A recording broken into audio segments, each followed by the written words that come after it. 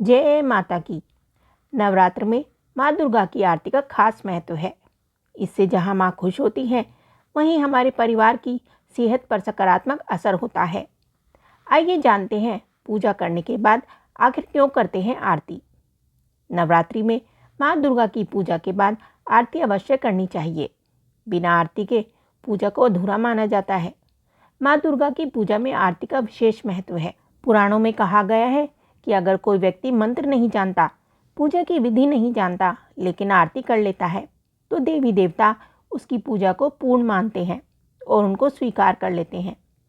आरती का धार्मिक महत्व होने के साथ ही वैज्ञानिक महत्व भी है। जब रुई के साथ घी और कपूर की बाती जलाई जाती है, तो एक अद्भुत सुगंध वातावरण में फैल जाती है। इससे आसपास के वातावरण में मौजूद नकारात्मक ऊर्जा खत्म हो जाती है और सकारात्मक ऊर्जा का संचार होने लगता है। ऐसी मान्यता है कि आरती में बजने वाले शंख और घंटी के स्वर के साथ जब माँ भगवती का ध्यान करके आरती गाई जाती है, तो मन में चल रही परेशानियां भी समाप्त होने लगती हैं और हमारे शरीर में सोई आत्मा जागृत हो जाती है, जिससे मन और शरीर ऊर्जावान हो उठता है और ऐसा महसूस होता है कि माँ की कृपा मिल रही है। माँ दुर्गा की आरती करते समय किन बातों का ध्यान रखना चाहिए? रुई की बत्तियां बनाकर उन्हें घी में डाल दें। घी से निकालकर रुई की बत्तियां दीपक में रखकर जलाएं। एक थाली या प्लेट में दीपक को रख लें, साथ में पुष्प और कपूर भी रख लें। घर में एक बत्ती बनाकर भी आरती कर सकते हैं।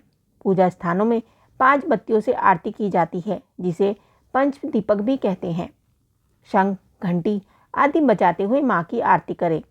आरती की थाली माँ दुर्गा की मूर्ति के सामने ऊपर से नीचे गोलाकार घुमाएं, यानी घड़ी की सुई की दिशा में आरती करनी चाहिए।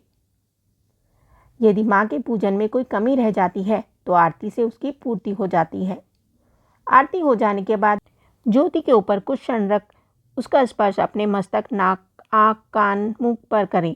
ज्योति के ऊपर कुछ क्षण हथेली रखने से हमारे हाथों में कुछ मात्रा में तेज उत्पन्न हो जाता है।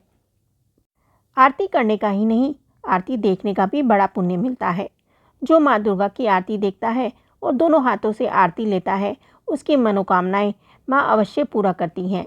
आरती की थाली में दीपक के अलावा कपूर, पूजा के फूल, धूप, अगरबत्ती, चावल अवश्य रखने चाहिए।